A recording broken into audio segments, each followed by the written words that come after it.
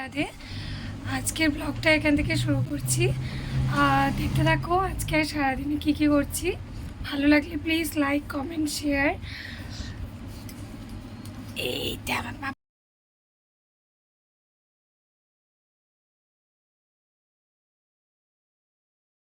আমগুলো ছিল কাঁচা মিঠে আম।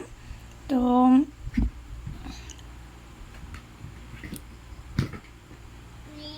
খুব মিষ্টি ছিল, যতটা টক হওয়া দরকার ততটা মানে আমি তো ভেবেছিলাম প্রচণ্ড টক হবে, অতটা টক ছিল না।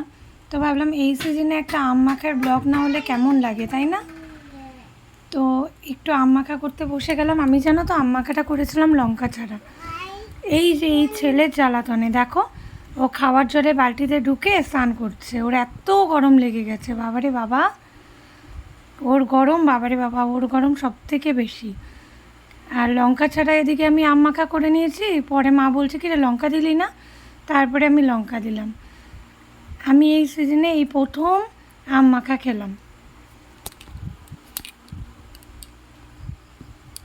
আম মাখা, কুল মাখা, জলপাই মাখা, এগুলোর মাখার নাম শুনলেই কেমন মুখে জল এসে যায় না? আমারও সেম। এগুলো মাখা খেতে খুবই ভালো লাগে, কিন্তু এখন ব্যস্ততার জন্য মানে কেউ ওগুলো করেও না খুব একটা। এখন খাওয়া দেখাও যায় না এই আম মাখা, কুল মাখা, জলপাই মাখা, তেঁতুল মাখা। যাই হোক, আমি এবছর আবার কি মুড হলো, আফটার 2 ইয়ার পরে আমি আম মাখা খেলাম। তার মাঝখানে কেউ বানিয়েছে খেয়েছি, ওটাও হয়নি। আম মাখাটা বেশ মন মতো করে বানালাম। পরে আমি লঙ্কা দিয়ে নিয়েছিলাম।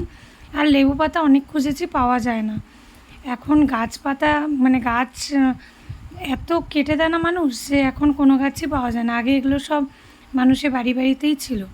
এটা ক্রান্তিতে হলে যদিও পেয়ে যেতাম। বাই।